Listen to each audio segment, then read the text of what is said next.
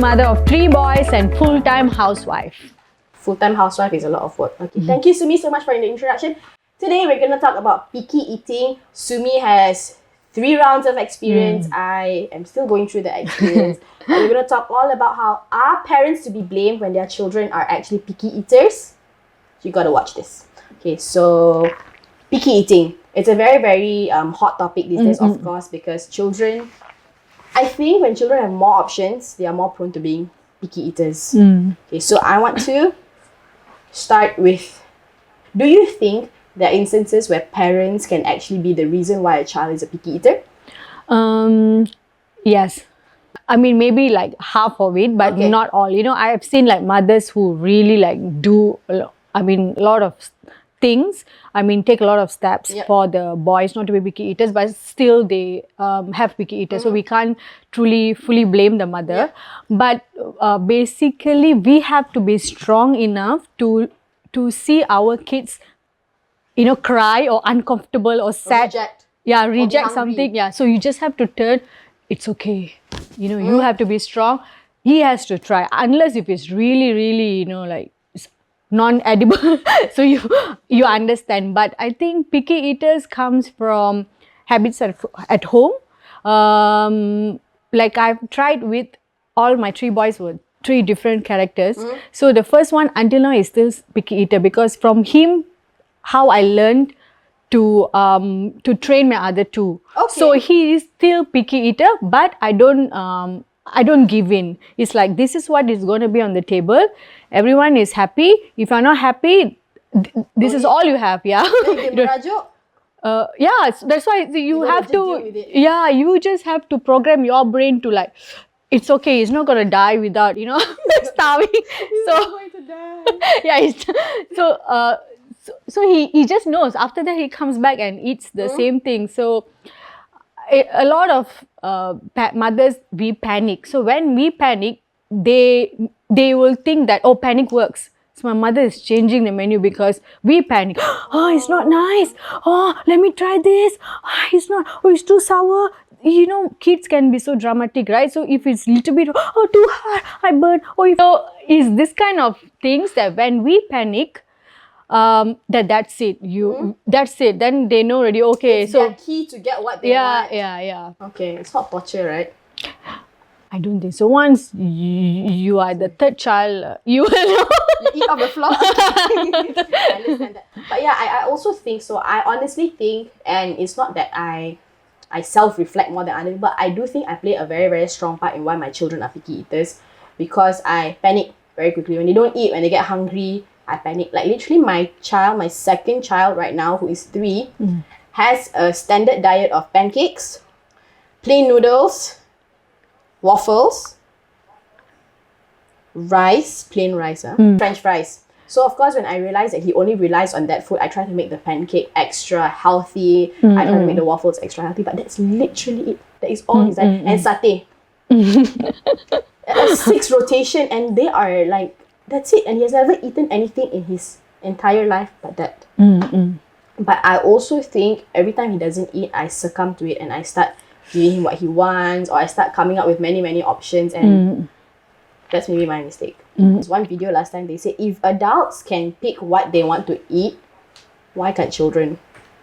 Yeah, but if we can afford, how if like a family, they can only afford like one kind of meal, right? Yeah. So how if like when they, in the future, when they go to hostel, right, when they are like living alone, so they can only buy like certain stuff, or they can only find nasi lemak in one shop, and then nasi lemak doesn't taste good, but it's still edible. So what if, so life is not going to be the same. Easy for them. It's not really, easy. Really so they really have to adapt. If you can like make another dish, another menu, you're not going to be there forever. So you have to, you're not going to be there for them when they are like, you know, overseas studying. Really deep, really fast. We're talking about food.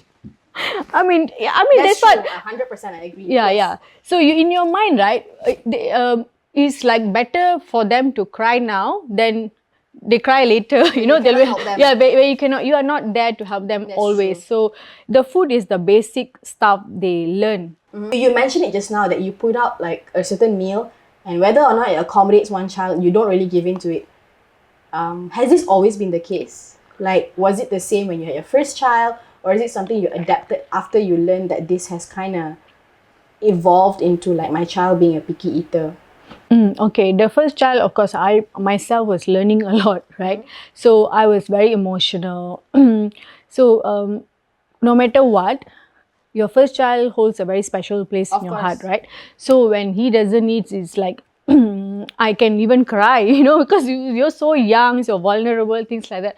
So, but as I got like second child, you became stronger. Third child, you talk to a lot of mothers, and you come up with own strategy, and you unlearn and relearn a lot of things. Unlearn and relearn. You experiment things.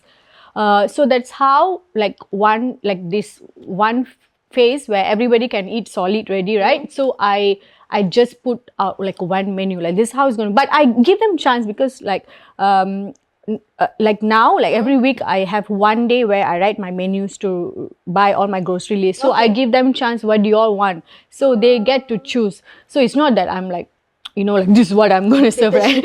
I know what do they like, but sometimes on that day this boy's mood is not good, so I'm not going to eat.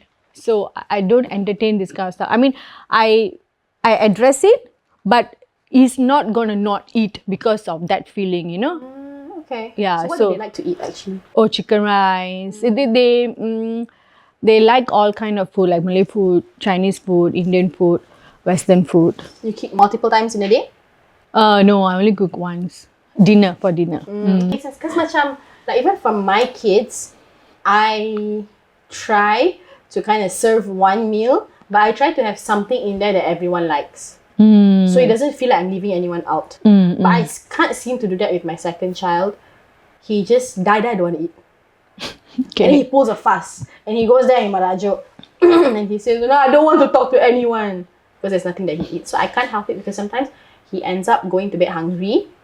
And then he drinks a lot of milk because he's still feeding because we co-sleep. And he ends up drinking a lot of milk, which I know is not great as he starts developing his teeth and all that because he's 3 kan.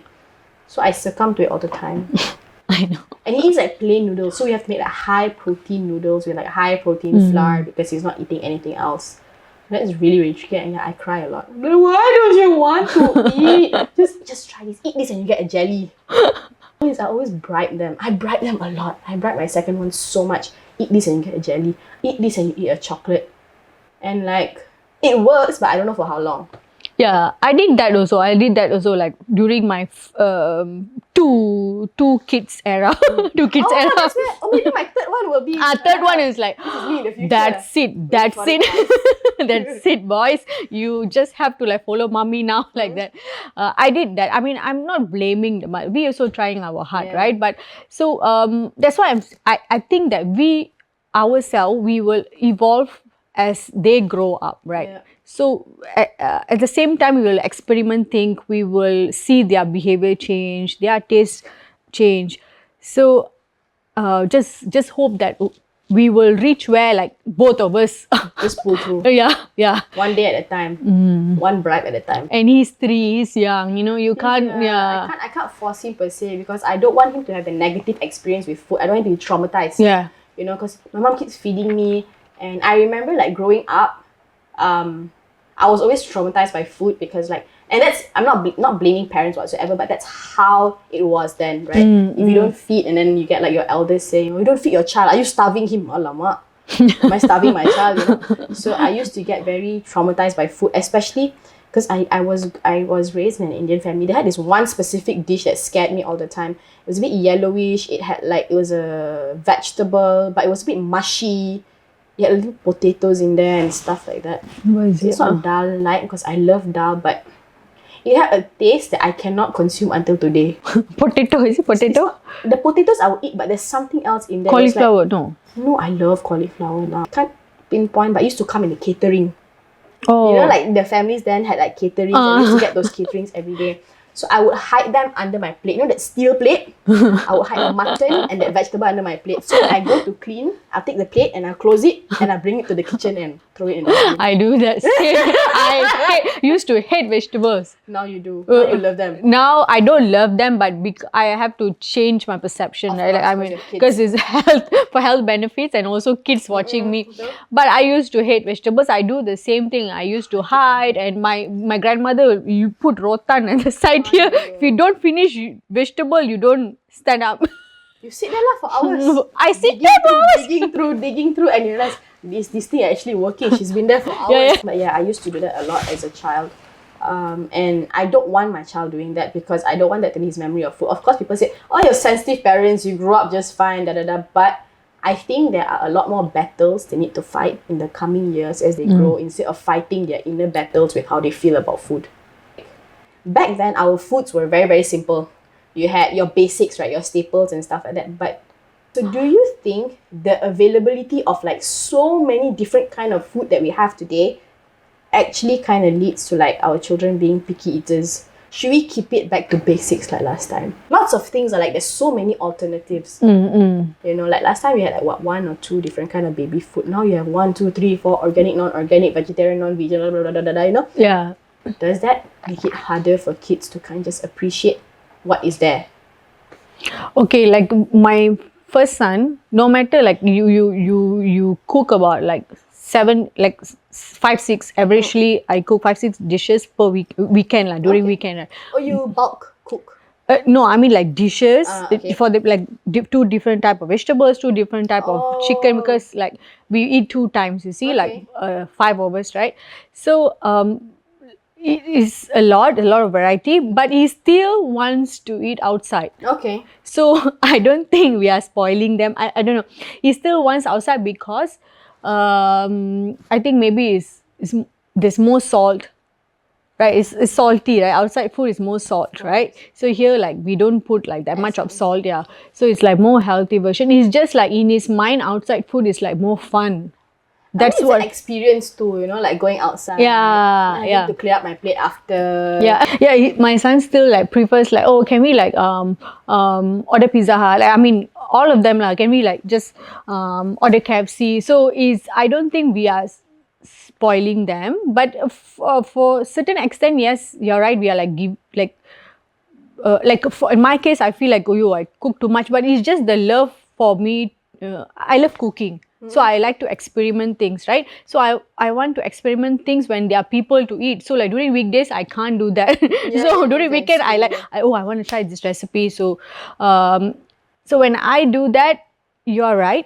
We are spoiling them because my mother does like 2 types of chicken dishes, things like that. But they are still, when they go out, they are not picky. They still. So I don't think spoiling is the right word. Yeah. I think it's called loving. Yeah.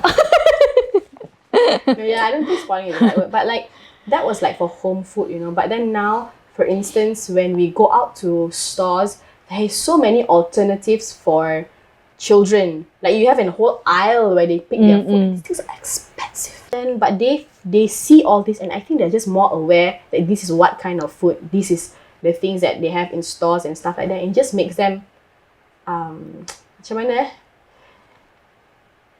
I don't know what's that word. They just spoiled by choices. Spoiled by choices. Are our kids spoiled by choices? Unnecessary choices. Yeah, they do.